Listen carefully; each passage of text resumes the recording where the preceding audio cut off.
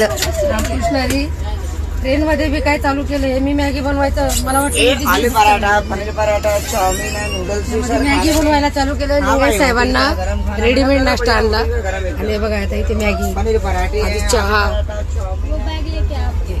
म्हणजे सांगण्याचे तात्पर्य म्हणजे मला इथे पण सुट्टी नाहीये, इथे पण चालूच आहे. किचनच म्हणता येईल, चालू आहे.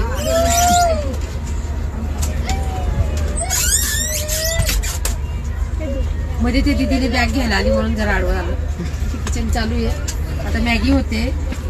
पाण्याच्या बाटल्या आणल्या आहेत 30 रुपयाला 2. त्याच्यातून आता मॅगी, त्यांना रेडीमेड नाश्ता. आधी किती जणांचा चहा झाला? 10-12 जणांचा, 15 जणांचा चहा. याच्यावरच बोंबलला. एकादशी आहे आणि पण सुट्टी नाहीये. ताई पण मला मदत करू लागल्या. ताई पण या तुम्ही पण मॅगी खायला, ज्यांचा उपास आहे त्यांच्यासाठी. आमची एकादशी मस्त चहा पण आम्ही खडी साखरचा बनवला. तुम्ही पण घरी खडी साखरचा चहा बनवून कधी कधी पीत जा, घशासाठी चांगला असतो. या मॅगी खायला.